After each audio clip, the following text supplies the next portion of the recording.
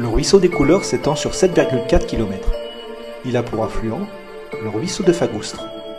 Il traverse 5 communes: Cuisa, Espéraza, Granès, Rennes-le-Château et Saint-Just-et-le-Bézu.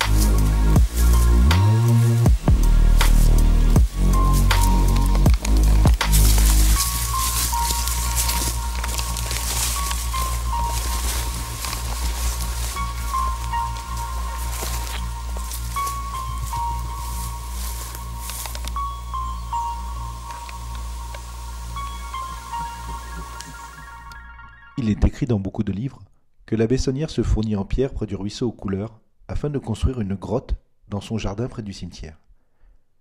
Gérard de Sède fut bien sûr le premier à l'écrire dans 2 livres différents. Ensuite, les versions diffèrent en fonction de l'écrivain.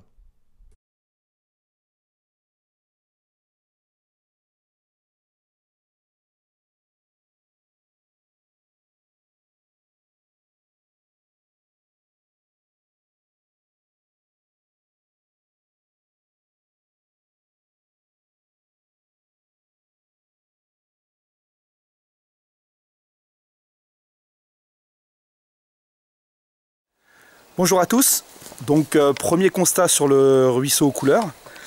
Je ne sais pas si la Bessonnière est venue chercher ces cailloux, ces caillasses, comme il est indiqué dans plusieurs livres ici. Mais en tout cas, j'espère qu'il était équipé parce que déjà le paysage est très hostile. On ne peut pas circuler partout, il y a des roches, il y a de la gadoue, il y a de l'eau partout. En plus de ça, quand même, c'est assez pentu, donc s'il montait... comme on dit, avec un panier dans le dos et des cailloux, il a dû en faire des allers-retours. Et en plus de ça, j'ai pas du tout trouvé le même style de roche qu'il y a sur les grottes de Rennes-le-Château, ou même la grotte de la Bérivière à Espéraza, ou même encore plus les 2 grottes qui se trouvent, les 2 ou 3 grottes qui se trouvent dans le parc de la mairie d'Alette.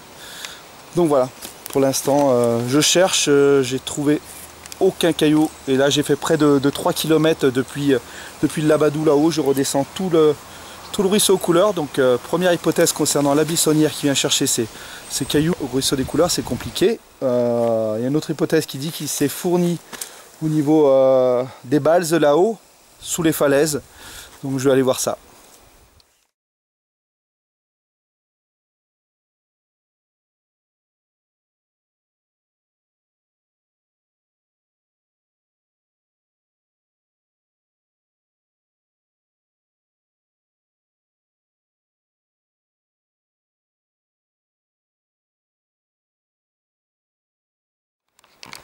Voilà, je suis au pied du plateau des Balses. Et là, je tombe sur un tas de cailloux. Je sais pas si c'est un tumulus, mais non, ça m'étonnerait. Qui pourrait ressembler peut-être. Voilà, ce type de cailloux là. Voilà. Là effectivement on est plus dans la vérité. Donc ça serait plus au niveau des roches qui se trouvent sur le plateau des Balses là-haut. Après, ça reste quand même un sacré tas de cailloux qui se trouvent ici.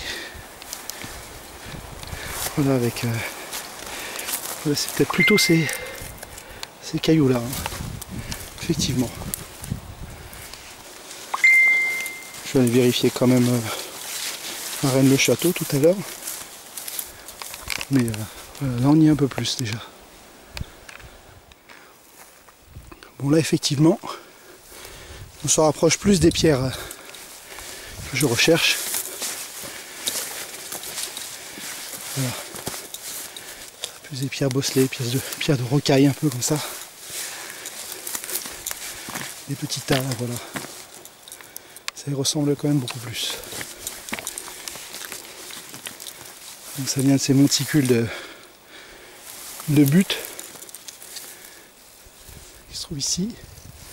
On va essayer de chercher un peu plus haut.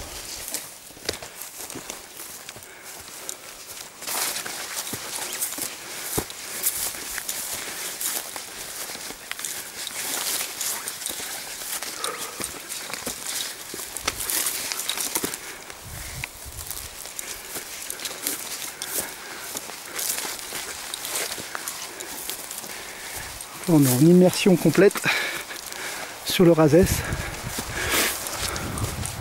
Là plutôt entre le ruisseau aux couleurs et le plateau des Balses.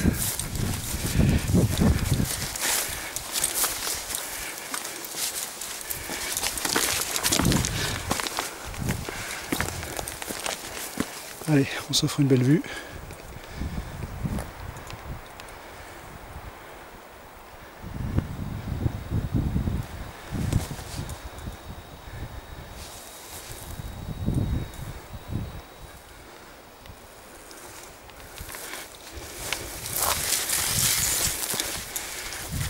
Beaucoup moins de ronces bien sûr. En bas, je vous cache pas que c'est très accidenté et très difficile d'accès quand même.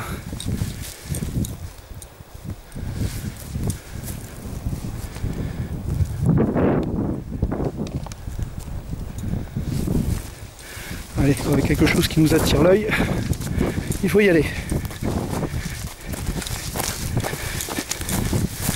Notamment là, deux rochers et deux petits cailloux posés dessus. C'est toujours sympa. Voilà. Je sais pas trop ce que ça veut dire. Des marcheurs certainement. En tout cas, ils sont restés.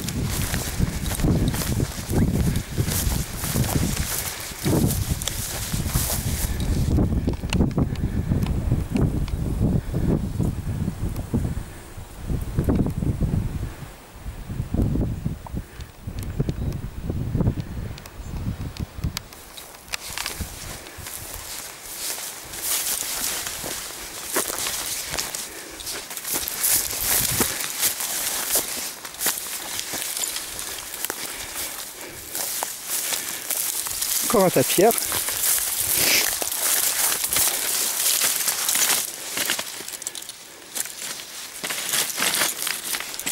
Bessonnière avait dû venir chercher des pierres.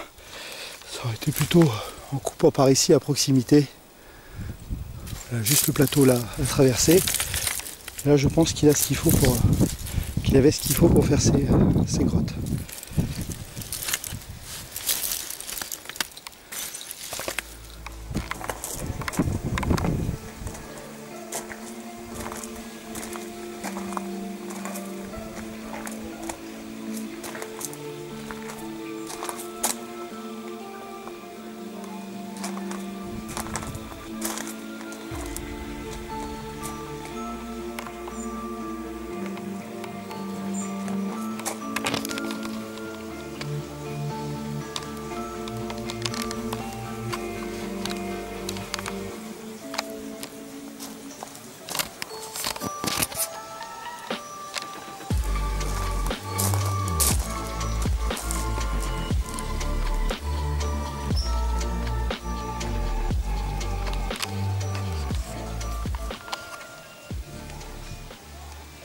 Les pierres de la grotte de la Bessonnière seraient des tufs calcaires ou des travertins.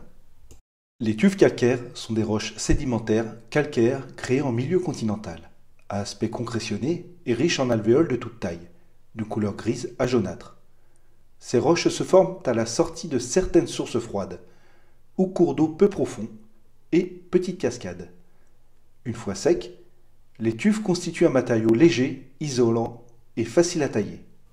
Le travertin, quant à lui, est résistant au choc, au gel et à l'usure. Mais il est beaucoup plus léger et facile à découper que le marbre, ce qui en a longtemps fait la roche privilégiée des constructions antiques, ou celle de la Renaissance, plus particulièrement pour les monuments religieux en Italie. Le Colisée de Rome, le théâtre Marcellus, la basilique Saint-Pierre ainsi que de nombreux aqueducs sont bâtis avec du travertin venu de la carrière de Tivoli, à quelques dizaines de kilomètres. Contrairement aux tufs calcaires, on trouve le travertin près de sources chaudes. Au-delà de l'intrigue, quelle était la véritable motivation qui poussa la Bessonnière à se donner autant de mal pour choisir et transporter ces roches? Il est vrai qu'on trouve encore de nos jours des tufs calcaires et autres travertins utilisés sur des lieux de culte et autres apparitions.